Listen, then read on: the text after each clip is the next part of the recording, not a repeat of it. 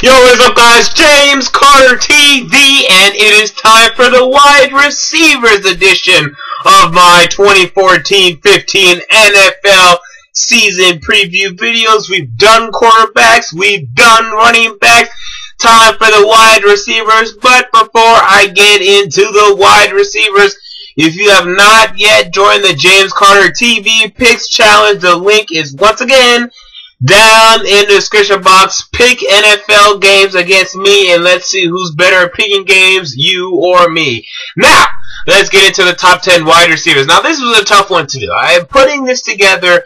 It's very tough. It's very difficult to say which receivers are better than others because some of them are really good at some parts of the game. Some of them are better at other parts of the game. So the 5 through 10 range I really struggled with, and how much can I put into the stock of an Alshon Jeffrey, who's only done it for a year but had one hell of a year, and how much should I still give to the older guys, Andre Johnson, Larry Fitzgerald? Should I still give them the high praise that I've been giving them in the past, or are these young bucks passing them up? It was very hard to decide that, but after careful deliberation, I am here with my top 10 list. I start off with number 10, Larry Fitzgerald. I was just talking about the older guys that I wasn't sure about. This is a guy that 2 years ago was a top 5 wide receiver in the league. 3 years ago, he's the best wide receiver in the league. And now, I'm saying he's number 10.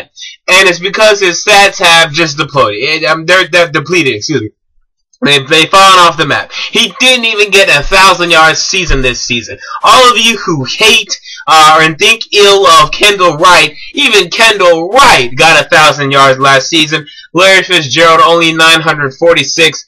I mean, that's just pathetic. To be quite honest, that's just, it's terrible. I understand Carson Palmer is not the best of quarterbacks, but 946 yards, it's, what is that? That's pretty much non-existent. Any, top number of wide receivers should be getting at least that, if not more. But I will still give the respect he deserves. I believe that Larry Fitzgerald is in there somehow, but if you're not telling me at this juncture that he's regressed, you're telling me something wrong. He has regressed. I believe that completely. Now, how much he has regressed, I'm not sure, but regression is present in Larry Fitzgerald. And whenever you get to under 1,000 yards, I think it's present. Because at this juncture, I mean, I was really trying to figure out a reason why I should put him over Victor Cruz, why I should put him over other guys that I will not be on this list, and Jordy Nelson is not on this list. I was really considering putting Jordy Nelson on this list, and now I'm thinking about it even more. I think I should have. But I will give him the benefit of the doubt because I know what he's done in the past, and I believe that maybe Larry Fitzgerald is in there somewhere. Hopefully he can come out in the near future. Number 9 is Andre Johnson of the Houston Texans. Yes, this guy's getting older, but he had another great season last year for the Houston Texans, and their quarterback play was awful. They had all kinds of idiots, morons, fools going in there. Case Keenum, TJ Yates, Matt Schaub, rotating door at quarterback, and a 2-14 season, he was begging to be traded in the offseason. He should have kept begging. Because if he was on the New England Patriots, they win the Super Bowl, and I believe that wholeheartedly. But here we are. Andre Johnson, number 9 on this list, still one of the best wide receivers. Number 8 on this list is Alshon Jeffrey. I was just alluding to him earlier. One great, spectacular season after dealing with injury in his rookie season, and he even showed flashes in his rookie season. So it's not like this was a one-time thing. We've seen it in college, and we saw it in his rookie season, and now we're seeing it consistently. Can he stay healthy? Hopefully, because if he does, he's great. And the Bears have the top number 1 wide receiver duo, and I don't even believe that. I can't even believe that ESPN even debates this. I've heard this debate like 5 times on SportsCenter. Who is the best wide receiver duo in the league? It's these guys, not even close. It's not even close. So get that argument out of here. Not even close. Because you already know the other guy, he's going to be on the top 10 of this list. And I mean, that's just it. If both of these guys are not in your top 10, you're doing it wrong. Number 7, excuse me, Julio Jones. Unfortunately, Julio Jones suffered an ACL injury, but if this guy can return to form, he'll be in the top 3 next year. He's absolutely phenomenal. So big, so tall, so strong, and yet so quick. It's honestly the most perfect thing that's ever been, I mean, not ever. Calvin Johnson's pretty close too, but in terms of still being lean and being so quick, Julio Jones, and being so strong, Julio Jones is just magnificent. But problem is he can't stay healthy, and he hasn't really figured out the great route running when it turns into short and intermediate routes that Calvin Johnson still does and that's what propels him to number 1. But if Julio Jones stays healthy as a monster season, he'll be top 3. He'll be top 3 next season. Absolutely. I think he's phenomenal. Number 6 on this list is none other than Antonio Brown. Now, I think people do not give Antonio Brown nearly as much credit as he deserves. This guy is one of the most upcoming wide receivers in the NFL. Yeah, I think he's superb. And we know he has great hands. He made spectacular catches throughout the 2013 season, which was not a good season for the Pittsburgh Steelers, but he was their offense. He was their offense. Roethlisberger here and there. Maybe a little bit you can say Roethlisberger, but no. Antonio Brown was their offense. He carried that team at over 1,400 yards. I don't understand also for you fantasy pundits out there, you need to draft this kid. This guy will have over 1,300 yards again. Why not? They're not throwing to anyone else. Who are they going to throw it to in Pittsburgh? Marcus Wheaton and Heath Miller, who's old as dirt? Come on. Antonio Brown is fantastic. Expect another 1,300 plus yard season from that man. Number 5 is Brandon Marshall of the Chicago Bears. Like I said, if you don't have Marshall and Jeffrey in your top 10 wide receivers, you're doing it wrong. These two are phenomenal. And Brandon Marshall, unfortunately, we're not able to have all the targets and catches that he usually has, but I'm not taking that away from him. I still know he's great, and he still had over 1,200 yards last season playing in those conditions.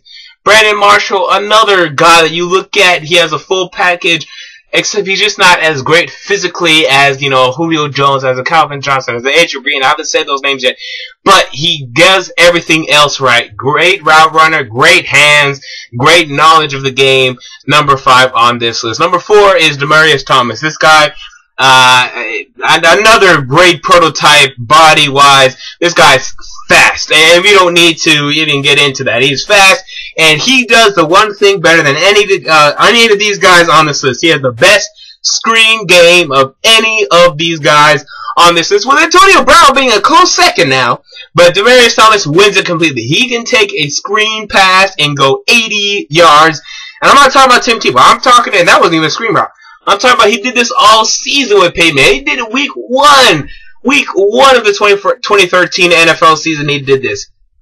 Complete receiver Demaryius Thomas. And I know Peyton Manning, you could say he leads, Demaryius Thomas into having these great stats. And maybe part of that's true. But from what I've seen, I can't take anything away from him. I cannot say that without him, he wouldn't do this. Because with Tim Tebow, he still had over 900 yards. Almost 1,000. And he had the play of the year in 2011. So, I'm giving Demaryius Thomas the benefit of the doubt. He's number 4 on this list. I really think I have him. Number 3 is Dez Bryant. Dez Bryant is absolutely phenomenal. If only he could get his head together, he could pass number 2 on this list. I think he's absolutely phenomenal. And right now his contract is about to run up. The Cowboys need to lock him up.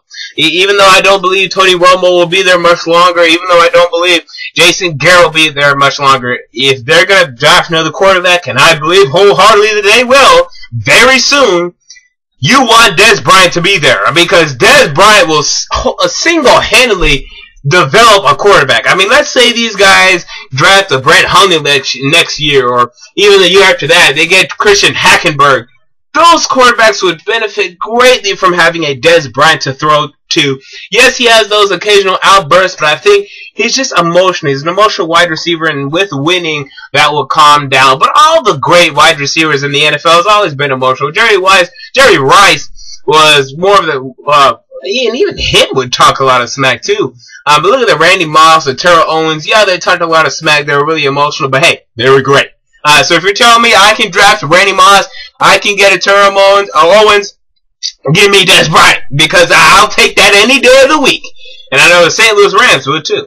Alright, number 2 is AJ Green. Yes, he's skinny. I don't care. He's phenomenal. He does exactly what the Bengals want him to do, and they still don't throw the ball enough. Andy Dalton is AJ Green. No, what am I talking about? AJ Green is Andy Dalton. Without AJ Green, there is no Andy Dalton. He doesn't exist. He's kaput. He's out of here. He's done. AJ Green, we knew that he was going to be this way coming out of Georgia. That's why he was picked 2nd overall in the 2011 NFL Draft. He has not disappointed yet. He will never disappoint. He's just phenomenal. Number 2, but number 1, obviously Calvin Johnson. superb player. Man, I would love to see this guy win a Super Bowl because I don't want to tell my kids that the best wide receiver I've ever seen, and I'm sorry, I'll get into that a little bit, but the best wide receiver I've ever seen did not win a Super Bowl. And now versus Jerry Rice. I mean, that's where we're going with this. See, the thing is, whenever you're debating this, or debating any other, this guy versus an older guy, the older guys are always going to go with the older guy. The younger guys are always going to go with the younger guy. And it may be because lack of knowledge, or when it comes to the younger guys, and a nostalgia when it comes to the older guys. But, man, if you're trying to tell me that Jerry Rice, and he's great, I can't understate that. Let me not understate what I'm talking about. He is phenomenal. But if you're telling me he was better than the man I see in Calvin Johnson, the physical beast that I see in Calvin Johnson, all I'm saying is, I have a tough time believing that. So, I'll end it there because that's going to create an entire debate that we're not here to debate. So, James Carter TV, top 10 wide receivers. And now, the video right after this will be my extravaganza. We're talking team by team by team by team predictions for the 2014 NFL season, as well as one Super Bowl pick and all of that funness, followed by my week 1 predictions. That's right, James Carter TV. Follow me at JamesCarterTV on Twitter. And until next time, I'm out. Peace.